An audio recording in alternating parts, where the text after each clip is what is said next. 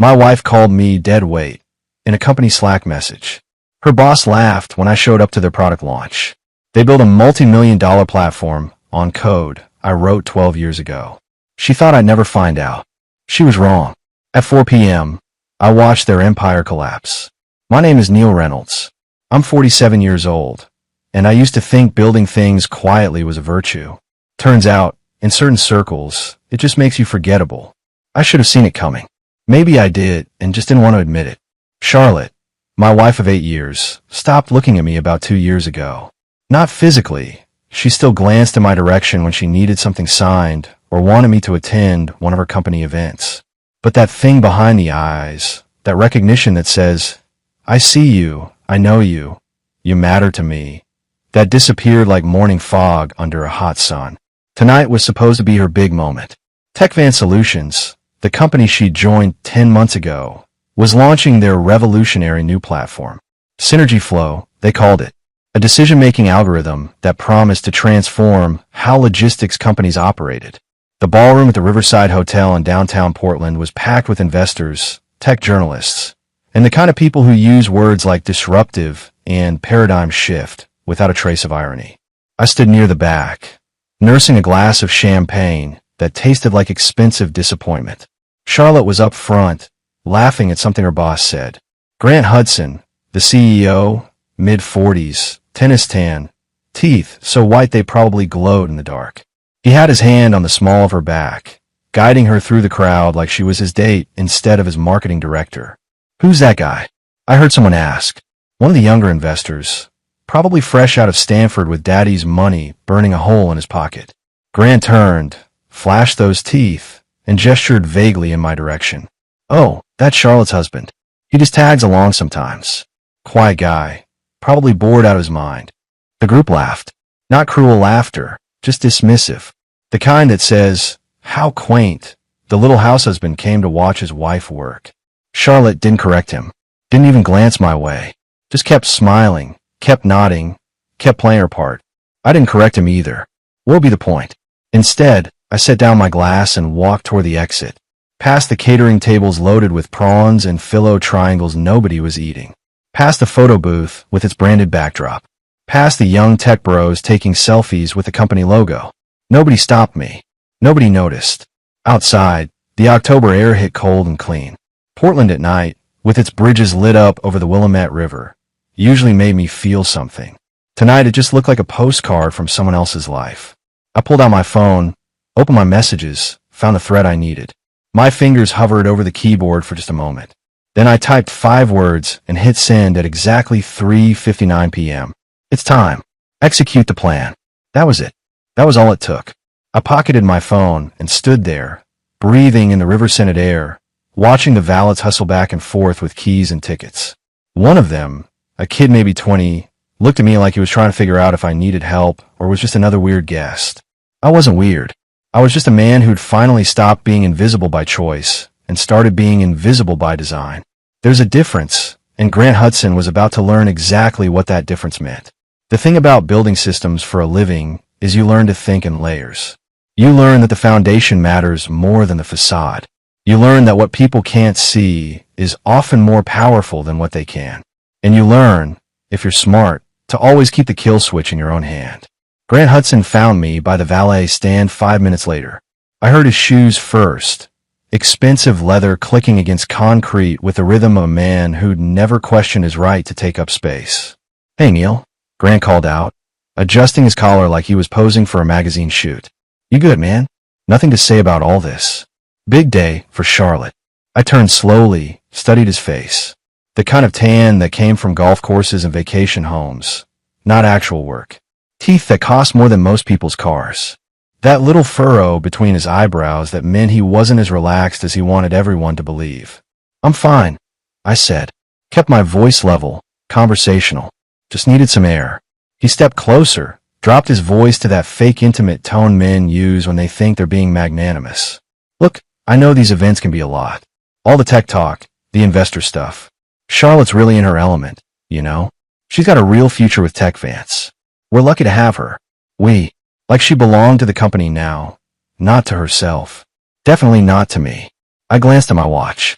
4 p.m. in exactly 45 seconds. Grant, I said, meeting his eyes for the first time all evening. I sent one text. That's all. He blinked, smile faltering just slightly. What? Nothing to say? I asked, echoing his words back to him. His phone buzzed in his pocket. He ignored it, too focused on trying to figure out what game I was playing. The phone buzzed again, insistent. I took one step closer, close enough that he had to look up slightly to maintain eye contact. Your phone will ring at 4 o'clock, I said quietly. You'll understand then. His phone started ringing. Not buzzing, ringing. The kind of call that bypassed do not disturb settings because it was marked urgent. Grant's hand moved automatically to his pocket, pulled out his iPhone. The screen showed a number he didn't recognize, but the caller ID read, Oliver Stone ESQ. Urgent legal matter. He looked at me. I looked at him. The color started draining from his face like someone had pulled a plug somewhere. Answer it, I suggested. Then I walked away, hands in my pockets, shoulders relaxed. Behind me, I heard him accept the call. This is Grant Hudson. I didn't need to hear the other side of the conversation. Oliver Stone was methodical, precise, the kind of lawyer who could explain your complete destruction in calm, measured tones that made it sound like a weather report. By the time I reached my car, Grant would understand exactly what he'd stolen, exactly who he'd underestimated, and exactly how much it was going to cost him. I unlocked my Tesla, slid into the driver's seat, and checked my phone. Oliver had already sent me a confirmation text. Document delivered. CEO received verbal notification. Compliance team copied. This is going to be spectacular. Through the parking garage, I could see Grant still standing by the valet stand, phone pressed his ear, one hand coming up to grip his forehead. His posture had changed completely. No more swagger, no more easy confidence. Just a man realizing the ground beneath him was never solid to begin with. 12 years ago, I built something beautiful in the detached garage behind our first house in Beaverton. Not the house I shared with Charlotte, the one before that. The one Rebecca and I bought when Lily was still in diapers, and we were young enough to think love and ambition could coexist without bloodshed. Rebecca understood code the way some people understand music. She'd sit on that old futon we dragged out there, feet tucked under her, reading legal documents while I wrote algorithms that could predict supply chain bottlenecks before they happened. We called it Beacon Core, and it was going to change everything. It did, just not the way we planned. Rebecca and I divorced when Lily was 6. Not because of anger or betrayal, nothing dramatic like that. We just wanted different things. She got an offer from a big IP law firm in San Francisco, international clients, constant travel. I was neck deep in code and couldn't imagine leaving Portland. We sat down one Sunday morning, drank coffee on the back porch, and decided we'd rather be good parents separately than miserable partners together. Best decision we ever made. Lily spent weekdays with me, weekends with Rebecca when she was in town.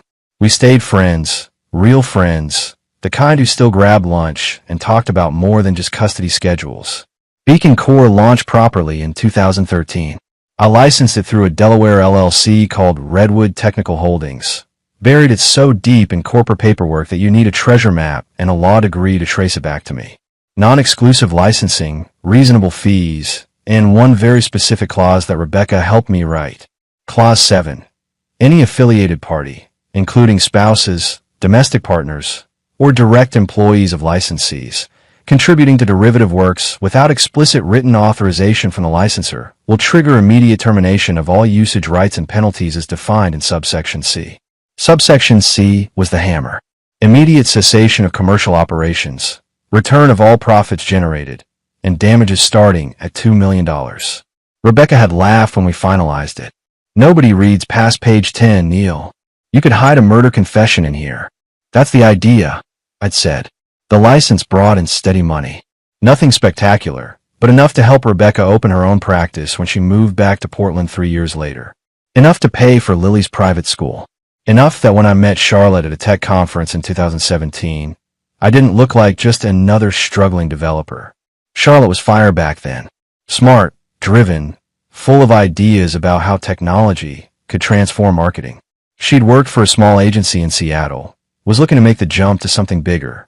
We clicked immediately, married within a year, and I thought I'd found something real again. I showed her everything.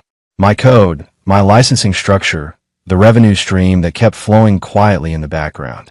She'd been impressed, asked good questions, even proofread some documentation updates. Last month, I've been working late in my home office when a video popped up on my LinkedIn feed. TechVan Solutions was promoting their new platform, Synergy Flow, revolutionary decision-making algorithm, built in-house, ready to transform logistics management. I clicked play, watched Charlotte walk through the demo, gesturing at flowcharts and data streams. And there it was, hidden in the corner of one screenshot, a debug string that read core_module_BC09. BC. Beacon Core. They hadn't even bothered to scrub the module identifiers. I opened the repository logs that night. TechVance used GitHub Enterprise, and they've been sloppy about access controls. Charlotte's username appeared on 18 commits over the past 6 months, all in a branch labeled Legacy and Integration Inquiry Build.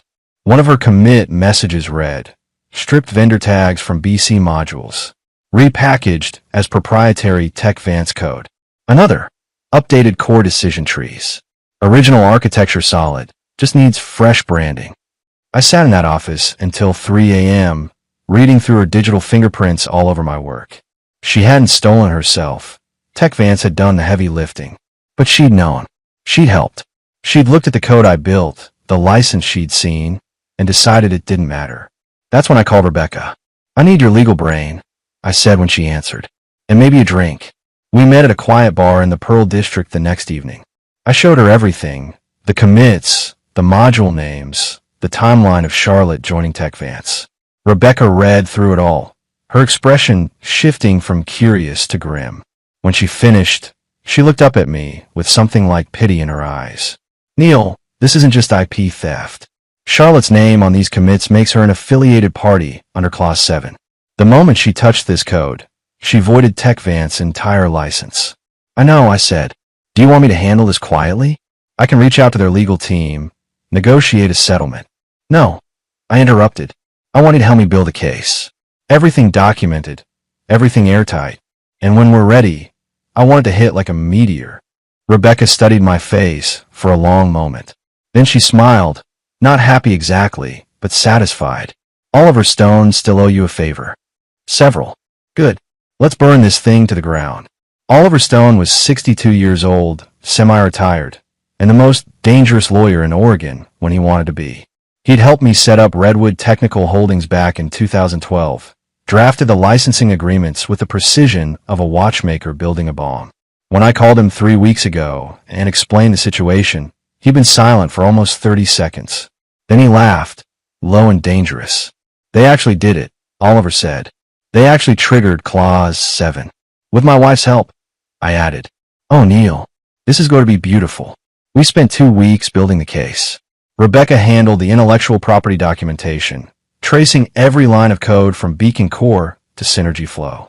Oliver assembled the licensing violations, the breach notifications, the financial damages. I provided the commit logs, the repository access records, Charlotte's email trail. She'd been sloppy in ways that shocked me. Internal emails where she referred to legacy code from Neil's old project and assured the development team it was safe to use because I was not the confrontational type. One message to Grant Hudson, sent 2 months ago. Don't worry about the license. I know the guy who wrote it. Trust me, he won't make noise. He never does. She was right about one thing. I never made noise. I made earthquakes. The documentation package we sent to TechVance was 9 pages of legal precision. Page 1, Statement of Breach, citing specific code modules by their original Beacon Core identifiers. Page 2, Repository log showing Charlotte's username across multiple commits involving derivative works.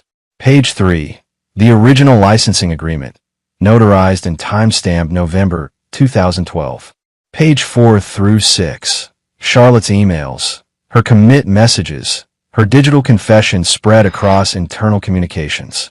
Page 7, Clause 7, highlighted in yellow, with subsection C circled in red.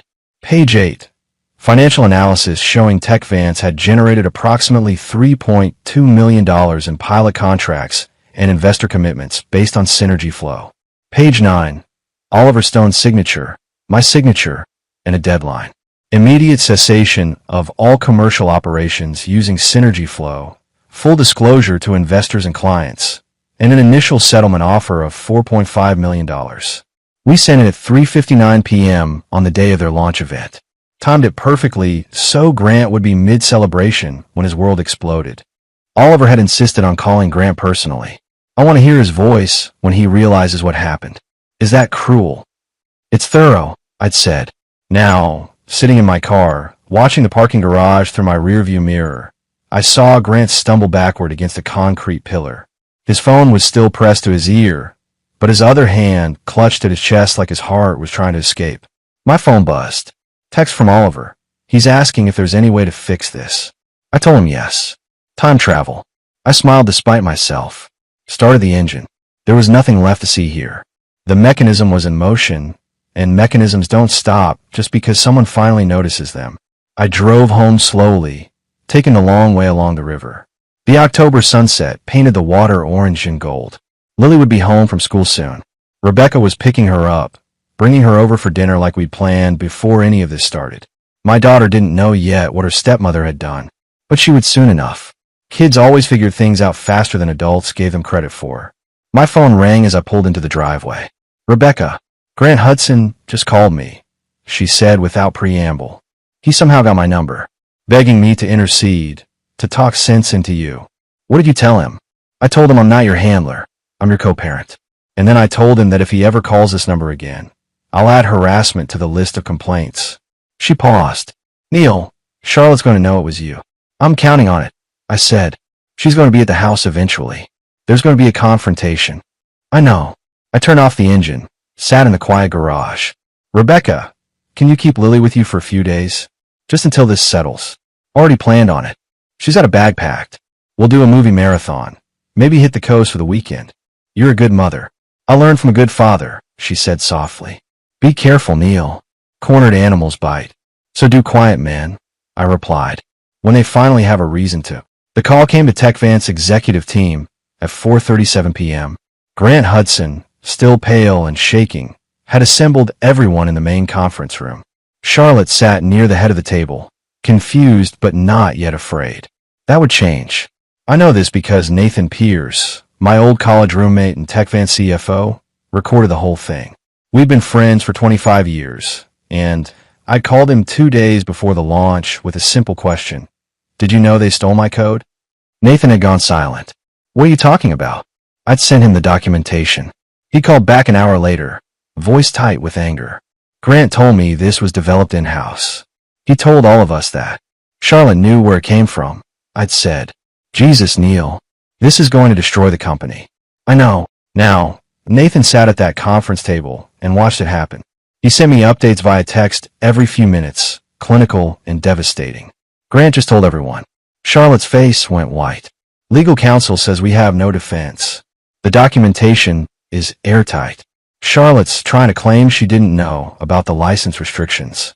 Grant just showed everyone her emails. She's trapped. The meeting lasted 47 minutes. By the end, TechVant's head of legal had delivered the verdict. Immediate suspension of all Synergy Flow operations, full disclosure to investors, and Charlotte's termination effective immediately. Grant had tried to save face, suggested Charlotte take a voluntary leave of absence while they investigated the matter internally. The legal counsel had shut that down instantly. She's an affiliated party who knowingly contributed to derivative works using licensed code. She's not a liability, Mr. Hudson. She's the cause. If she stays in this building another hour, our legal exposure triples. Nathan texted, security is being called. They're going to escort her out. Grant looks like he aged 10 years. Another text. Charlotte just asked if she could speak to you. Grant told her you're not her husband anymore. You're the plaintiff. She started crying. I sat in my home office, Lily at Rebecca's place for the weekend, and felt nothing. Not satisfaction, not guilt. Just the hollow certainty that comes from watching something inevitable finally happen. My phone rang. Charlotte. I let go to voicemail. She called again. Voicemail. 6 more times over the next hour. I didn't answer any of them. Finally, a text. Please. I need to explain. I didn't think you'd actually do this. I stared at that message for a long time. Didn't think I'd actually do this. Like my code was just community property she could borrow without asking. Like my work, my foundation, my years of building something that mattered. Those were just resources for her ambition. I deleted the text without responding. At 6:15 p.m., Nathan called. I answered this time. She's gone, Nathan said, sounding exhausted. Security walked her out the side entrance. She kept asking for you. Grant told her you'd already left.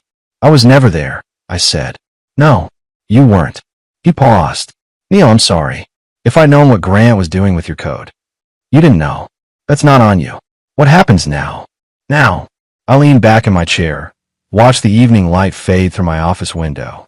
Now Tech Vance decides whether they want to fight this in court or settle. Either way, Synergy Flow is dead, Charlotte's career is finished, and everyone who stood on that stage tonight looks like either a thief or a fool. And you? I go back to being invisible, I said. It's what I do best. Charlotte's car pulled in the driveway at 7:43 p.m.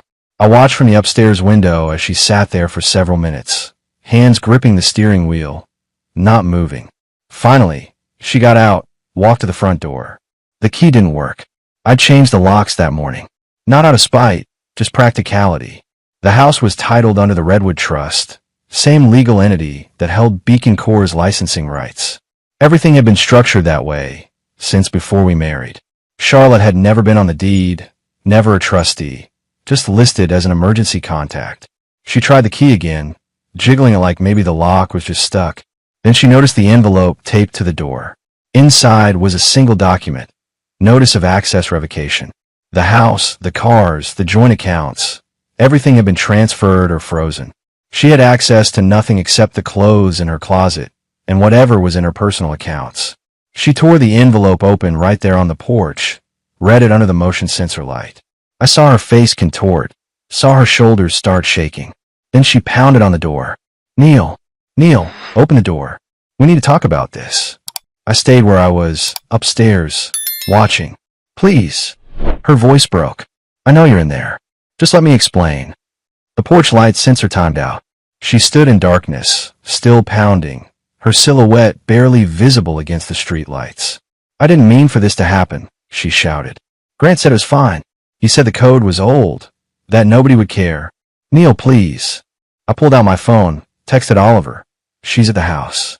Should I call the police? His response came immediately. Not yet. Let her exhaust herself. Document everything, but don't engage. The more desperate she appears, the better for our case. Charlotte tried the doorbell. It rang through the house, insistent and pathetic. I didn't move. She pulled out her phone, called me. I watched it ring on a nightstand, didn't touch it. After 20 minutes, she gave up, walked back to her car, shoulders hunched, defeated.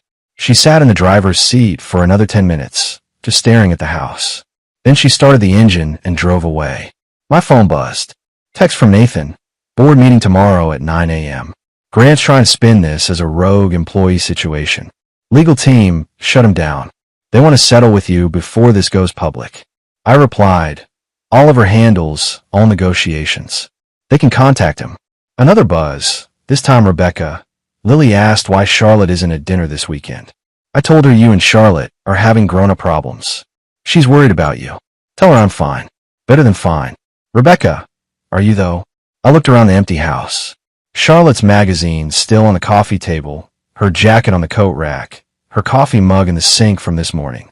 Evidence of a life that had already ended, just waiting for someone to clear away the remnants. I'm exactly where I need to be, I texted back. Outside, the October wind rattled the windows. Inside, the silence was perfect. The coffee shop on Hawthorne was quiet on Sunday morning. Lily sat across from me, picking at a blueberry muffin, her 16-year-old face carrying an expression too old for her years. Dad, she said finally, I need to tell you something. About Charlotte. I set down my coffee. What about her? 2 weeks ago, I came home early from school. Teacher conference got canceled. She looked down at her plate. Charlotte was on the phone in your office. I didn't mean to eavesdrop, but she was talking loud. What did she say? Lily's voice went quiet. She was talking to someone about getting rid of dead weight and baggage. Dad, she meant us. You and me. The words hit like a physical thing. I kept my face neutral, but my hands tightened around the coffee cup. Tell me exactly what you heard. She said, once this launch happens and the money comes through, I can finally cut loose the dead weight. Him and his baggage, both gone. Lily's eyes were wet. She called me baggage, Dad. And when the person asked what she meant, she laughed and said, his kid from the previous marriage. Sweet girl, but not mine to worry about. I reached across the table, took her hand. Why didn't you tell me sooner? I was scared. I thought maybe I heard it wrong, or maybe she was just venting. But then I saw how she treated you at those company events, like you were furniture, and I knew I hadn't heard it wrong. Lily, you did nothing wrong. You understand that. She nodded, wiping her eyes. Is that why you're doing all this? The legal stuff? Part of it, I admitted, but mostly because she stole my work and thought I wouldn't notice or wouldn't care. The rest just made it easier to know I was doing the right thing. Good, Lily said fiercely. I'm glad you're fighting back. Mom always said you were too nice, that people took advantage of that.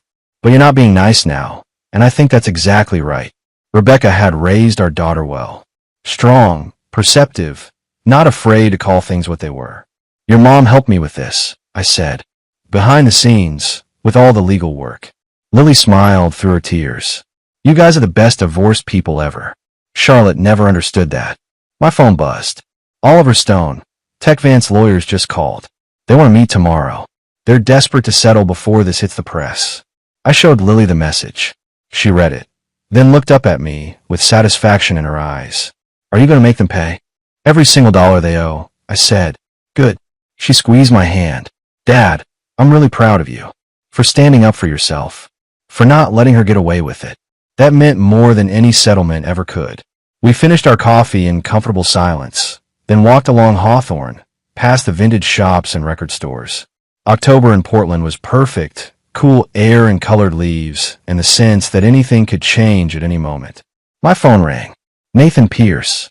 Neil, you need to hear this. Grant just tried to throw Charlotte under the bus with the investors. Told them she was the one who brought the stolen code, that he had no idea about the licensing issues. Is that true? Partially. But I pulled up the emails. Grant knew something was off. He just didn't care because Synergy Flow was working and bringing in money. He's as guilty as she is. What are the investors saying? Nathan laughed, bitter. They're pulling out.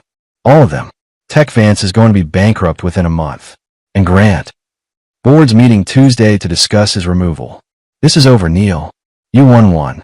I looked at Lily, walking beside me with her hands in her jacket pockets, looking more peaceful than I'd seen her in months. Yeah, I said. I did. The conference room at Oliver Stone's office had floor-to-ceiling windows overlooking downtown Portland. TechVance's legal team sat on one side of the table, looking like they'd aged a decade in 3 days. Grant Hudson wasn't with them. Too smart to show his face, or too ashamed. Oliver sat beside me, calm and lethal. Rebecca was there too, representing the IP side of things. Across from us were 3 lawyers in expensive suits who knew they had no leverage. The lead counsel, a woman named Patricia Thornton, opened her briefcase and slid a document across the table. Our settlement offer, $4.2 million, paid over 18 months. In exchange, you agree to license Beacon Core to TechVance for continued limited use. Oliver didn't even look at the document. No. Patricia blinked. I'm sorry. No license, no limited use, no installment payments. Oliver's voice was pleasant, conversational. Here's our counteroffer. $6 million, paid in full within 30 days. TechVance ceases all use of any code derived from Beacon Core immediately. You issue a public statement acknowledging the licensing violation and Mr. Reynolds' ownership of the core technology. That's insane, one of the other lawyers sputtered. That would destroy what's left of the company. The company destroyed itself, Rebecca said quietly, when it decided to steal my client's intellectual property. Patricia's jaw tightened. We can't agree to a public statement. The reputational damage would be catastrophic. I spoke for the first time. Your reputation should be catastrophic. You launched a product built on stolen code. You let my wife help you steal it. And when you got caught, Grant Hudson tried to blame her for everything while pretending he didn't know. Mr. Reynolds, I'm not finished. I leaned forward, kept my voice level. Charlotte knew what she was doing, but so did Grant. I have emails proving he was aware the code had unclear origins, as he put it. He chose not to look closer because it was working. That's not an excuse. That's knowing complicity. Patricia exchanged glances with her colleagues. They'd come prepared to negotiate from a position of strength, and they were realizing they had none. What if we agree to $5 million, she tried, and a private acknowledgement of the violation? No public statement, but full payment within 60 days. Oliver looked at me. I shook my head. $6 million, 30 days, public statement, Oliver repeated. Or we go to court, discovery exposes every corner of your operation, and the judgment will be significantly higher. Plus legal fees. Plus the time and publicity of a trial. The silence stretched out. Through the windows, Portland sprawled beneath a gray November sky. Rain was coming, you could feel it in the air. We'll need to consult with our client, Patricia said finally. You have until 5 p.m. today, Oliver said. After that, we file suit tomorrow morning. They left looking defeated. Oliver closed his briefcase with a satisfied click. They'll accept, he said. They have no choice. Rebecca smiled. Almost feel sorry for them. Almost.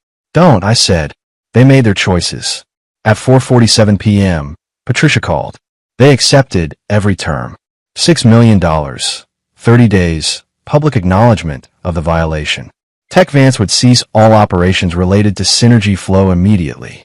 Oliver sent me the confirmation email, and I forwarded it to Nathan. His response, Grant resigned this morning. Board accepted it immediately. Charlotte's been trying to reach him. He blocked her number. Fitting. She'd helped him build his empire on my foundation, and the moment it collapsed, he disappeared. I drove home as the rain started, steady and cold. Lily was there when I arrived, doing homework at the kitchen table. She looked up as I walked in. How'd it go? They settled. Everything we asked for. She jumped up and hugged me. Dad, that's amazing. It's over, I said, and for the first time in weeks, I believed it. My phone buzzed one last time that night. A text from an unknown number. I hope you're happy. You destroyed everything I worked for. Charlotte. She got a new number just to send that. I read it twice, then blocked this number too. She still didn't understand. I hadn't destroyed what she'd worked for. She'd built her career on stolen ground, and when the foundation gave way, she blamed everyone but herself. I deleted the message and went to bed. Tomorrow, the settlement would be official. Next week, the public statement would go out. And after that, I could finally go back to building things without looking over my shoulder. The coffee shop where Grant Hudson found me was a dive on the east side, the kind of place where nobody wore suits or talked about disruption. I've been coming here for years, back when Charlotte thought it was beneath her to drink coffee that didn't come from a place with Edison bulbs and reclaimed wood. Grant stood in the doorway, scanning the room until he spotted me. He looked terrible, unshaven, wrinkled shirt, the kind of exhaustion that comes from watching your world burn and knowing you lit the match. He walked over, didn't ask permission, just sat down across from me. Neil, he said. I didn't respond, just kept drinking my coffee. I came to ask you to reconsider the public statement. Not for me, for the people who are going to lose their jobs when TechVance folds. Good people who had nothing to do with this. I set down my cup. You should have thought about them before you built your company on stolen code. I didn't know it was stolen. Charlotte said it was licensed, said everything was legal. Did you ask to see the license? Did you verify the terms? Or did you just take her word for it? Because the code worked, and you didn't want to slow down your precious launch. His jaw tightened. I trusted my employee. You trusted your employee to do something unethical because it benefited you. That's not trust, Grant. That's willful ignorance. I leaned forward. You remember what you said to me at the launch? That I was just Charlotte's husband, that I tagged along sometimes, that I was probably bored. He looked away. You dismissed me because I didn't perform confidence the way you do. Because I don't golf at country clubs or wear $1,000 watches. You thought quiet meant weak. I kept my voice level, conversational. But you forgot something important. The people who build the foundations, who write the code that makes everything else possible, we're not weak. We're just selective about when we show our strength. Grant's hand was shaking. What do you want from me? I've lost everything. My company, my reputation, my savings are going into your settlement. What more do you want? I want you to understand that actions have consequences. That you can't steal from people just because you think they won't fight back. And I want you to remember this feeling, this exact moment, so you never do it again. He stood up slowly. You got your revenge, Neil. I hope it was worth it. It wasn't revenge, I said. It was justice. There's a difference. He walked out without another word. Through the window, I watched him get into a 10-year-old Honda Civic. The expensive car was probably repossessed already, along with everything else he'd built on borrowed foundations. Nathan texted me an hour later. Grant just cleaned out his office. Security escorted him out. It's really over. My phone rang. Charlotte. I'd unblocked her number that morning, knowing this call would come eventually. I answered. Neil. Her voice was raw, exhausted. Grant just told me he tried to see you. He did. Did you tell him to go to hell? I told him the truth. That he made his choices, and now he's living with them. Same as you. Silence on the line. Then, I never meant to hurt you. You meant to use me. You meant to steal my work. You meant to climb over me to get where you wanted to be. The hurt was just collateral damage you didn't think about. That's not fair.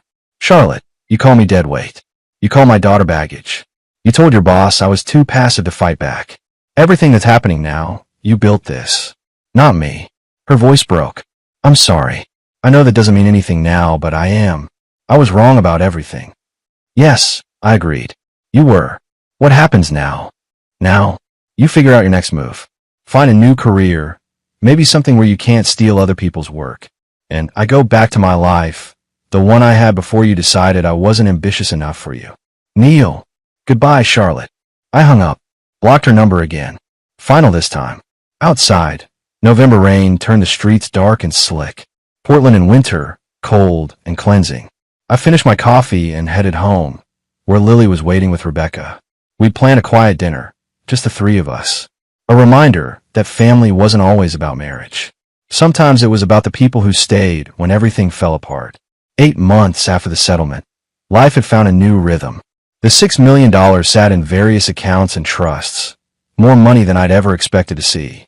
I put half in an education fund for Lily, invested another chunk in Rebecca's expanding law practice, and donated $1 million to a coding scholarship program for kids in underserved communities.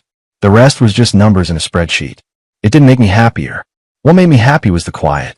TechVance had folded completely by March. The public statement about the IP violation had destroyed what little investor confidence remained. Grant Hudson had moved to Arizona, reportedly working as a consultant for a mid-sized logistics firm. Nathan Pierce had landed at a startup in Seattle, texted me occasionally to say things were good. Charlotte had disappeared from the Portland tech scene entirely. Last I heard, she was working in marketing for a dental supply company in Sacramento. Far from the glamorous disruption she'd chased so desperately. I didn't feel satisfied by her fall. Didn't feel anything really. She'd become a cautionary tale, a footnote, and that was punishment enough. Lily was thriving. Junior year of high school, already getting recruitment letters from universities. She wanted to study law like her mother, maybe focus on intellectual property. Rebecca beamed with pride every time Lily talked about her future. We had dinner together most Sundays now, the three of us. Rebecca and I never remarried. Never even considered it. But we built something better than a second chance at romance. We built a partnership based on respect, shared goals, and genuine affection. Turned out you didn't need marriage vows to have a family. One Saturday in June, I was in my office when my email pinged. A message from a venture capital firm in San Francisco. They'd heard about Beacon Core, about the TechVance situation, and they wanted to know if I was interested in developing new systems with proper funding and legal protection. I stared at the email for a long time. The old me, the one who married Charlotte and thought ambition meant constant growth, would have jumped at it. But I wasn't that person anymore. I wrote back, "Thank you for the interest, but I'm not looking to scale up right now. I'm content building things at my own pace, on my own terms. If that changes, I'll reach out." Hit send. Close my laptop. Through the window, I could see Lily and Rebecca in the backyard, laughing about something. The late afternoon sun made everything golden. This was enough. More than enough. My phone buzzed. Oliver Stone. Got a call from another firm, tried to license Beacon Core. Wanting to handle it. Were the terms fair? Respectful? They actually did their homework this time. Sent the whole team's backgrounds. No hidden affiliations. Then yes. Draw up the standard agreement. But Oliver, add one more clause. If they ever make me feel invisible, the license terminates immediately. That's not legally binding. I know, but it'll make them think twice. He sent back a laughing emoji, Promised to have documents ready by Monday. I walked outside, joined Lily and Rebecca at the patio table. They were planning a road trip for Lily's spring break next year, talking about national parks and bad roadside attractions. Dad, you in? Lily asked. Mom says you used to be decent at camping before you turned into a full-time code hermit. I can still pitch a tent, I protested. Rebecca grinned. We'll see about that. We spent the evening making plans, drinking iced tea, watching the sky turn purple and orange. No talk of business, of lawsuits, of people who betrayed us. Just the easy conversation of people who'd survived the fire and come out stronger. Later, after Rebecca and Lily had left, I sat on the porch alone. The neighborhood was quiet, just the sound of distant traffic and wind in the trees. My phone stayed silent. No desperate texts from unknown numbers. No more begging for second chances. Charlotte had finally stopped trying to reach me. Maybe she'd found her own peace, or maybe she'd just run out of new phone numbers. Either way, it didn't matter anymore. I'd learned something important through all of this. Strength wasn't about being loud or visible or demanding attention. Strength was about knowing your worth, protecting what you built, and not backing down when someone tried to take it from you. I've been invisible for years, by choice and by circumstance. But invisible didn't mean powerless. Sometimes the quietest people carried the biggest hammers. And when they finally swung, the whole world felt it.